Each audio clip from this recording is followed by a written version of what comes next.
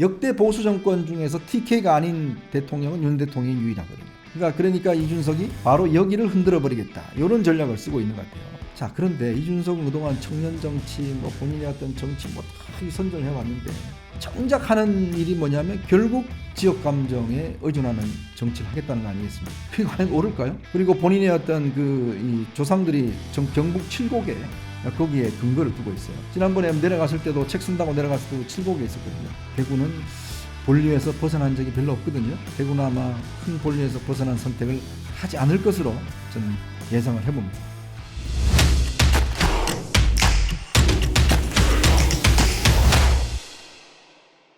네, 이번에는 이준석 신당에 대한 새로운 소식들이 좀 들어온 게 있어서 이걸 좀 여러분하고 분석을 해보도록 하겠습니다. 자, 이준석 전 대표 요즘 12월 27일 그날이 아마 본인이 2011년 정계 입문한 날입니다. 그날을 D-Day로 해서 뭔가 이제 신당을 만들겠다라는 것들을 계속 지금 이 군부를 떼우고 있죠. 자, 그런데 오늘 일부 언론들의 보도에 따르면 이준석 대표 측 인사가 아마 언론하고 통화를 한 것 같습니다. 그러면서 이준석 전 대표는 보수 세력이 제대로 국민들의 마음을 얻을 수 있으려면 보수의 본진인 대구 경북에서 승부를 봐야 한다는 생각이다. 신당 창당 여부는 다음 달에 결심하겠지만 당을 새로 만들면 핵심 전략은 대구 본진 공략이 될 것이다, 이렇게 이야기를 했습니다. 대구를 지금 사실은 보수의 본진이라고 하는 대구인데요. 그런 전략이겠죠. 적의 어떤 중심부를 뚫고 들어가겠다, 이런 전략을 지금 쓰고 있는 것 같은데요. 자, 그러다 보니 지금 이런 이야기가 나옵니다. 대구 수성갑에 주호영 의원이 있습니다. 5선이죠. 최근에 영남스타로 이뇨한 위원장으로 지목이 돼서 서울 출마를 지금 요구받고 있는데요.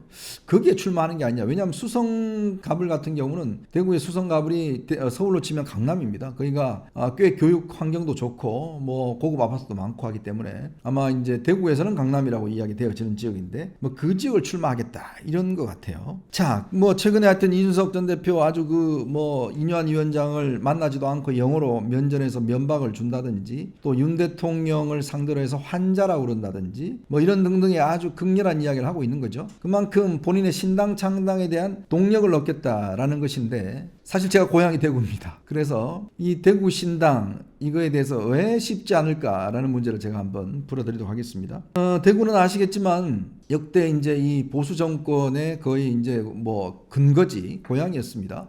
그동안 보면 이명박 전 대통령은 대구 아니고 이제 구룡포이지만 대구 경북 TK라고 할 수가 있겠고요. 전두환 노태우 대통령은 다 대구 출신이고, 그리고 박근혜 전 대통령 대구가 태어난 곳은 아니시지만 또 대구를 기본적으로 정치적 고향을 하고 지금 또 대구 달성에 거기 또 기거를 하고 계시기 때문에 그만큼 보수의 어떤 자존심이 강한 곳입니다. 보수 정권을 뒷받침해 왔고, 그런데 이제 그 대구가 처음으로 보수 정권에 조금 비껴난 게 언제냐면 옛날 자민련이 있을 때, 그때 김복동 이런 분들 했을 때 그때 꽤 의석을 내준 적은 있어요. 그렇지만 그 이후로는 계속 사실 이제 이 꾸준히 보수의 본진이 되었고, 지난 20대인가요? 그때 김부겸 지금 전 총리가 대구 수성에서 당선이 되면서 파란을 일으켰죠. 그런 선택 정도는 있습니다만은 대구에서 큰 변화는 없습니다. 특히 우리공화당 조원진 대표 지금 박근혜 대통령을 위한 어떤 당을 만들어서 대구에 출마를 했지만 거의 존재감이 없었습니다. 그만큼 윤석열 대통령을 뽑는데 가장 기여를 했던 게 바로 이 대구 TK거든요. 윤석열 대통령에 대한 지지도가 가장 높은 것도 바로 TK입니다. 그러면 최근에 윤 대통령이 대구 지역을 방문해서 박근혜 전 대통령을 만나기도 하고, 그만큼 이제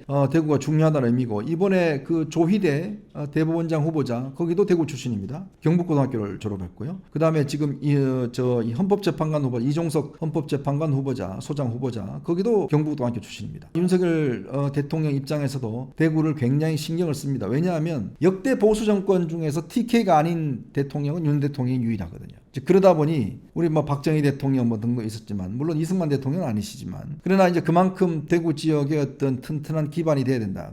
그러니까 이준석이 바로 여기를 흔들어 버리겠다, 이런 전략을 쓰고 있는 것 같아요. 자, 그런데 이준석은 그동안 청년 정치, 본인의 어떤 정치 다 선전을 해왔는데 정작 하는 일이 뭐냐면 결국 지역 감정에 의존하는 정치를 하겠다는 거 아니겠습니까? 그게 과연 옳을까요? 저 같으면 오히려 본인이 이야기하는 이런 정치에 새로운 정치 한다면 수도권에 나오겠습니다. 왜 정면 승부를 하지 못하죠? 결국은 물구나무 서서라도 국회에 가겠다고 이야기한 게 결국 본인이 당선 가는 거예요. 왜냐, 이준석 아버지가 경북고등학교 출신입니다. 그리고 본인의 어떤 이 조상들이 경북 칠곡에 거기에 근거를 두고 있어요. 지난번에 내려갔을 때도 책 쓴다고 내려갔을 때도 칠곡에 있었거든요. 그러니까 그런 지역의 어떤 정서에 좀 의존을 보겠다 이런 이야기잖아요. 그리고 대구에는 항상 보면 대구 경북에는 30% 정도, 대구 같은 경우는 민주당 표가 있습니다. 호남과 달라요. 호남은 90대 10인데 대구는 60대 한 30, 40 정도 됩니다. 그만큼 민주당 표가 있죠. 뭐 그걸 좀 본인이 아마 갖고 올 수 있지 않겠는가, 아마 이런 생각도 하는 것 같아요. 그런데 과연 그게 당선을 담보해 줄까? 저는 굉장히 부정적으로 봅니다. 왜냐? 일단 대구의 정서라는 거는 이 정권이 성공을 해야 대구 시민들의 어떤 정당성 이런 것들이 증명된다는 판단을 하시는 거거든요. 대구의 많은 분들께서. 왜냐? 이 정권을 만든 주체가 이제 대구라고 TK라고 부른 거기 때문에. 그러니까 이분들이 만약에 이준석이 당선이 되면 결국 윤석열 대통령은 심각한 레임덕에 빠질 수밖에 없습니다. 정권이 흔들릴 수밖에 없어요. 왜냐? 계속 공격을 할 거니까요. 자, 거기에다가 지금 이준석은 홍준표 시장과 뭔가 어떤 좀 연대를 하려고. 왜냐? 홍준표 시장과의 이해관계가 좀 같이 하는 측면이 있습니다. 홍 시장도 당내 세력이 없어요. 다음에 한 본인 대선 후보 되기 어려울 겁니다. 그러다 보니 판을 흔들어야 돼요. 지금 배현진 의원 정도 있다가 배현진도 지금 뭐 돌아서 버렸죠. 그러니 홍준표 시장 본인이 뭐 듣보잡들이라는 이야기 했지 않습니까? 다 물러나고 본인이 판을 깐 다음에 활동하겠다. 그러면 판을 깐 다음에 활동하겠다는 뭐겠습니까? 결국 뭔가 이준석을 이용을 해서 뭔가 한번 본인도 한번 판을 해보겠다. 은연중에 지원을 할 수가 있겠죠. 친이 쿠데타를 하겠다는 뭐 그런 의미로도 저는 읽힙니다. 자, 그런데 대구 시민들요, 굉장히 정치의식이 높습니다. 그리고 대구 시민들은 지금 이 윤석열 정부가 어떻게 하든지 개혁에 성공해야 된다. 그리고 지난 문재인 정부의 어떤 폐해에 대해서는 굉장히 지긋지긋하게 반대 여론이 있거든요. 그런 대구가 그러면 지금 민주당하고 손잡고 그쪽 진보 쪽하고 손잡으려고 하는 이준석에 과연 표를 줄 수 있을까요? 저는 별로 없다고 봅니다. 과연 대구 시민들이 그런 선택을 할까요? 더군다나 대통령을 흔들겠다는 사람, 또 그 다음에 대구 분들이요, 소위 이야기할 싸가지가 없는 것에 대해서는 굉장한 거부감이 있습니다. 이런 것들을 굉장히 중요시하거든요. 여러 가지 어떤 지역 정서로 볼 때는 좀 점잖고 그래도 좀 합리적이고 이런 부분에 대한 어떤 이 스스로의 어떤 이 자존감이 있는데 그거를 그동안 무너뜨려 왔지 않습니까? 상대방을 공격하고 뭐 소위 여의도 금쪽이라고 그러지 않습니까? 이준석 전 대표를 향해서. 그런 이준석에게 과연 지지를 보낼까? 저는 좀 착각하고 있지 않나 싶어요. 명분도 없습니다. 명분 오직 자기 아버지 고향이라는 명분밖에 없어요. 아니, 새로운 정치를 하겠다는 이준석이 아버지 고향 찾아가서 아유 저희 아버지 고향이고 조상님 고향인데 표 좀 주세요 라고 이야기하는 게 그게 과연 새로운 정치일까요? 저는 아니라고 보거든요. 결국 본인이 노원병에서 당선될 그런 가능성이 없으니까 결국 그나마 기댈 데가 대구밖에 없다. 여러분 차기 좀 후보를 좀 키워주세요. 저를 좀 키워주세요 라고 호소할 텐데 글쎄요, 그게 과연 통할까라는 저는 의문이 있습니다. 어쨌건 이준석의 지금 행보를 보면 신당을 만들어서 하겠다는데 저는 여기 앞으로 아마 연말이나 연초까지 대통령의 지지율이나 이게 어떤 변동 상황에 따라서 저는 판가름 날 걸 봅니다.